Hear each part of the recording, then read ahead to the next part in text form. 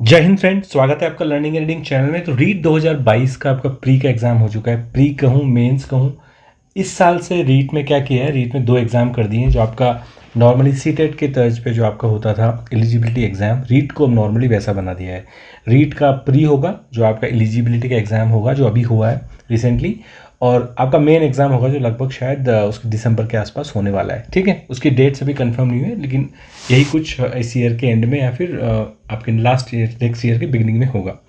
तो सबसे बड़ी बात तो पहले बात करेंगे इस वीडियो में, जो मेनली हम बात करने वाले हैं वो करेंगे आपका सबसे पहले तो बात करेंगे रीट की आपकी प्री एग्ज़ाम की कट ऑफ पे। मेन एग्ज़ाम की कट ऑफ कितनी रह सकती है, एक आइडिया लेंगे सेफ स्कोर के बारे में, और आपका अदर कैंडिडेट्स के लिए रीट का क्या रोल रहता है, किस तरीके से अदर कैंडिडेट्स इसमें अप्लाई कर सकते हैं और किस कैटेगरी में वो पार्टिसिपेट करेंगे, वो चीज़ भी इसमें डिस्कस करेंगे। ठीक है, तो विदाउट वेस्टिंग टाइम फटाफट से वीडियो को स्टार्ट करते हैं। देखो, सबसे पहली बात तो अगर मैं आपकी बात करूँ रीट प्री कट ऑफ की, तो प्री का कोई कट ऑफ का कॉन्सेप्ट नहीं है, क्योंकि आपको पता होगा कि जनरल कैटेगरी में जो है 60% मार्क्स आपको लाने होते हैं आपकी एलिजिबिलिटी को पूरा करने के लिए। यानी कि अगर आप 60% मार्क्स ले आते हो तो आपको एलिजिबल हो, आपको सर्टिफिकेट मिल जाएगा। ठीक है, सर्टिफिकेट आपका क्या होता है, ये जो आपका वैलिडिटी है एक तरीके से, अब तो जो है आपका वैलिडिटी लाइफ टाइम कर दी है। यानी कि अगर आप इस प्री एग्ज़ाम में क्वालिफाई हो जाते हो, 60% मार्क्स ले आते हो जनरल कैटेगरी के लिए, अदर कैटेगरी से 55% होता है। यानी कि आपका EWS OBC SC ST category के लिए 55% होता है। तो अगर आप ले आते हो तो आपको सर्टिफिकेट मिल जाएगा जो आपका लाइफ टाइम वैलिड होगा। आप इस सर्टिफिकेट को लेके अब जब भी रीट की भर्ती आएगी उसमें डायरेक्ट मेन एग्जाम दे सकते हो, आपको फिर से एलिजिबिलिटी एग्जाम देने की जरूरत नहीं है। ठीक है, ये तो बात हुई आपकी प्री एग्जाम कट ऑफ की।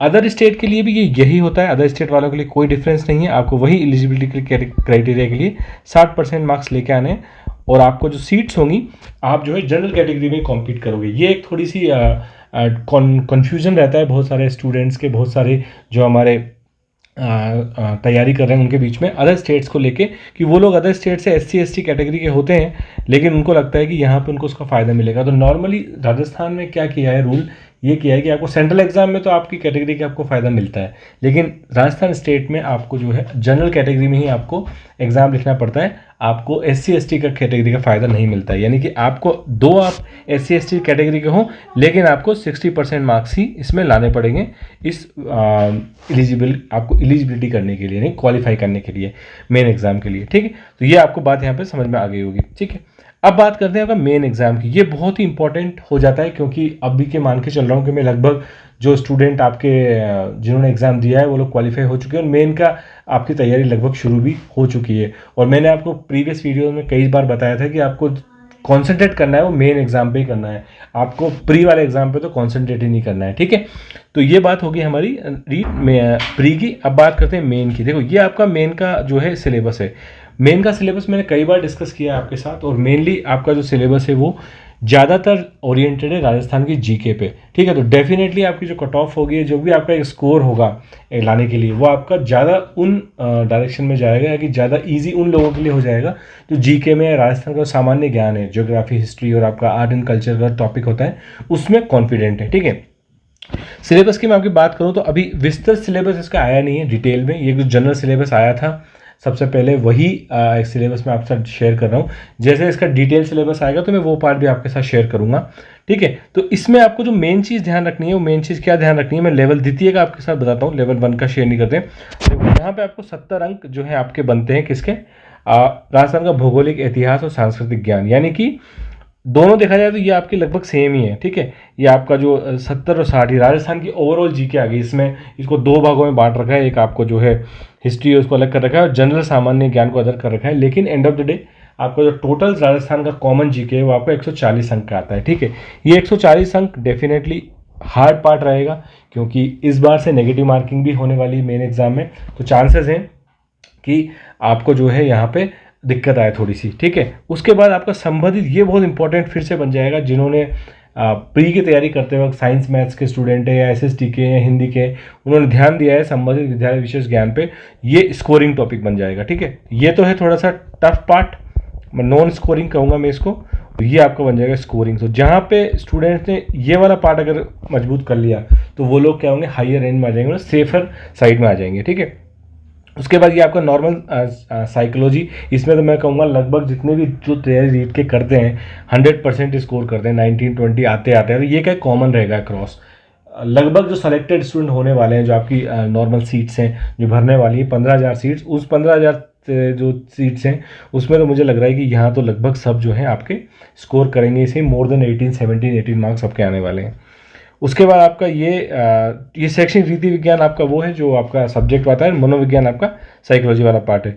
सूचना तकनीकी के 10 क्वेश्चन आएंगे, ये आपका आईटी से रिलेटेड है, मैं कहूँगा डायरेक्ट कर दूँ तो कंप्यूटर से रिलेटेड क्वेश्चन है। ये भी आपका जो है बेंच मार्क बन जाएगा, मतलब ये भी आपका वो वाला टॉपिक बन जाएगा जिसको ये आता है उसको थोड़ा सा एज होने के चांसेस हैं, ठीक है। तो ये आपका 300 अंक का मामला बनता है, ठीक है।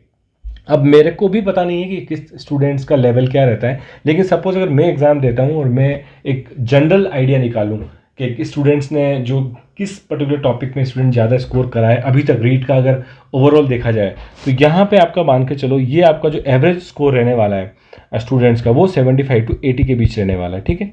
इसमें से 120 में से, क्योंकि साइंस मैथ्स क्या होता है थोड़े से एवरेज मार्क्स बता रहा हूँ मैं, जो अच्छे स्टूडेंट्स होंगे वो 120 में से 100 के ऊपर भी लेके आएंगे। एवरेज मार्क्स आपका 75 to 80 रहने वाला है। यहाँ आपका जो एवरेज मार्क्स लेने वाला है वो 70 to 80 रहने वाला है, ये भी बहुत कम मैं बता रहा हूँ। ये आपका लगभग 15 से 18 के एवरेज रहने वाला है, यहाँ भी आपका 15 से 18 रहने वाला है एवरेज, और ये आपका 10 में से मेरे हिसाब से 5 से 7 रहने वाला है, ठीक है।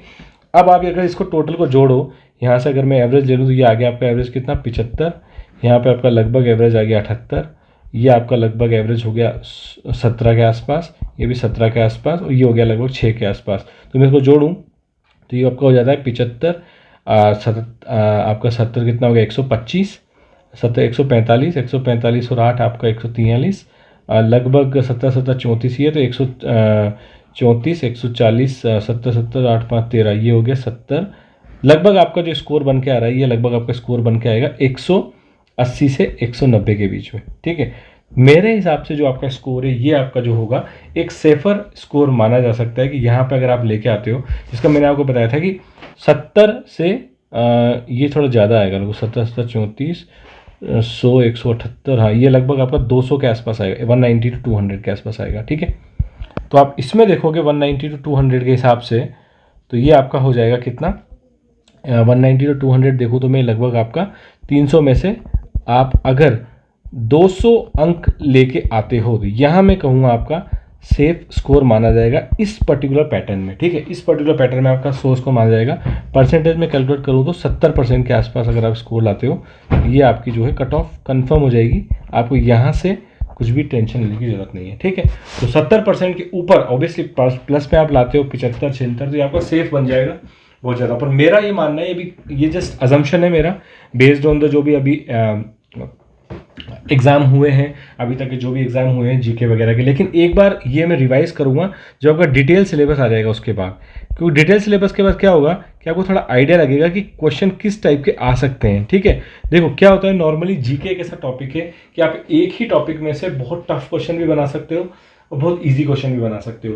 तो टफ क्वेश्चन क्या होता है, थोड़ा सा अगर आपने उसमें लॉजिक लगा दिया, ऐसा कुछ कर दिया, एनसीईआरटी का अगर आप देखो इस बार जो एक रीट 2022 का जो प्री एग्ज़ाम हुआ था उसमें एक शिफ्ट में एसएसटी का पेपर बहुत टफ आया था। और टफ क्या आया था, मतलब नॉर्मली उसमें एनसीईआरटी बेस्ड क्वेश्चंस आए थे जो एनसीईआरटी में पूछे गए क्वेश्चंस हैं। तो होता क्या है कि अगर अब इस टाइप के क्वेश्चंस आ जाते हैं तो एनसीईआरटी का नॉर्मल आरएस आईएएस लेवल का सिलेबस उसका होता है, तो वहाँ पर आपको क्या थोड़ी दिक्कत होती है, क्योंकि हमारे जो राजस्थान बोर्ड की बुक्स हैं उनमें स्ट्रेट फॉरवर्ड क्वेश्चन होते हैं। तो डिटेल सिलेबस एक बार आएगा तो उसके बाद थोड़ा आइडिया लगेगा कि उन्होंने सिलेबस को कितना क्रंच किया है, ठीक है। जैसे अगर सिलेबस में से अब राजस्थान की हिस्ट्री की जगह 2-3 जो राजा हैं उन्हीं के बारे में पूछा गया तो ऑब्वियसली क्या होगा, फिर आपके पास पढ़ने के लिए कम होगा तो स्कोरिंग ऑटोमेटिकली वहाँ बढ़ जाएगी। वहाँ पे हम एक बार फिर से रिवाइज करेंगे कट ऑफ को, लेकिन अभी के आधार पे मैं बता रहा हूँ कि अगर मैं मान के चलता हूँ कि अब रीट अगर एग्ज़ाम करवा रहा है और जो आपका पेपर टफ ही अगर आने वाला है तो आपकी कट ऑफ जो है 70% के ऊपर आप मार्क्स लाते हो तो मुझे लगता है कि आपके चांसेस जो हैं बन सकते हैं रीट मेन एग्ज़ाम में 2022 में, ठीक है। तो ये पॉइंट जो मैं आपके साथ शेयर करना चाह रहा था, मेनली समराइज़ करूँ तो इसी में करना चाह रहा था मैं कि रीट 2022 की अगर प्री की बात करूँ तो जनरल कैटेगरी में जिन्होंने 60% मार्क्स लेके आ गए हैं, एक नॉर्मलाइजेशन का कॉन्सेप्ट जरूर आया था, मैंने उसका वीडियो बना दिया है, आप जाके देख लेना, दोनों वीडियो बनाए, गवर्नमेंट के डिसीजन वाला भी और नॉर्मलाइजेशन कैसे होता है और होगा तो उसमें किस किस का इफेक्ट पड़ेगा, ठीक है। तो वहाँ आप जाके देख सकते हो, ठीक है। तो रीट 2022 में जनरल कैटेगरी में 60% मार्क्स आप लाते हो तो आपका काम हो जाएगा। अदर स्टेट वाले जो स्टूडेंट हैं, अदर स्टेट वाले स्टूडेंट्स को भी 60% मार्क्स ही लाने पड़ेंगे, ठीक है। तो उनका जो आप काम हो जाएगा, आप मेन के लिए एलिजिबल माने जाओगे। और थर्ड मेन एग्जाम में, अगर मैं यहाँ भी जनरल कैटेगरी की बात कर रहा हूँ, मेन एग्जाम में अगर आप 70% स्कोर करते हो, यानी कि अगर आपके 210 मार्क्स आते हैं 300 में से, तो आप अपना कंफर्म मान के चलो, आपको यहाँ पे कोई दिक्कत नहीं होने वाली है, आपका सिलेक्शन हो जाएगा। बल्कि मैं कहूँगा कि 200 के आसपास ही बहुत अच्छे चांस है, लेकिन 210 220 ये तो बिल्कुल ही सेफ हो जाएगा, ठीक है। यहाँ पे मैंने स्टार पहले आपको बता दिया है कि एक बार फिर से रिवाइज करेंगे इस कट ऑफ को, इस सेफ स्कोर को। एक बार जब विस्तृत सिलेबस आ जाएगा उसके बाद देखेंगे। और कैसे डिपेंड करेगा विस्तृत सिलेबस पे, मैं आपको अभी बता दूं कि अगर विस्तृत सिलेबस छोटा आया तो ये कट ऑफ थोड़ी सी बढ़ जाएगी, ठीक है। और अगर सिलेबस थोड़ा ज़्यादा आया, पूरा विस्तृत फॉर्म में आ गया, बहुत ज़्यादा सिलेबस आ गया, तो कट ऑफ और घट सकती है, ठीक है। यहाँ पे थोड़ा सा ध्यान रखना है। बाकी जब विस्तृत सिलेबस आएगा तो एक बार और डिस्कस कर लेंगे, ठीक है। तो होप आपको बात समझ में आई होगी। समझ में आई हो तो डेफिनेटली मेरे को कमेंट करना, सेक्शन बताना आपको क्या समझ में आया, क्या समझ में नहीं आया। मैं कोशिश करूँगा इंटरेक्टिवली आपके कमेंट्स का रिप्लाई करने के लिए। और बाकी कोई डाउट है तो कमेंट सेक्शन में बताओगे तो मैं उसके लिए, अगर ज़्यादा लोगों को इसी टाइप का डाउट रहा तो उसके लिए मैं एक वीडियो फिर से बना देंगे, ठीक है। तो फिलहाल इस वीडियो में इतना ही, मिलेंगे नेक्स्ट वीडियो में, तब तक के लिए धन्यवाद, जय हिंद।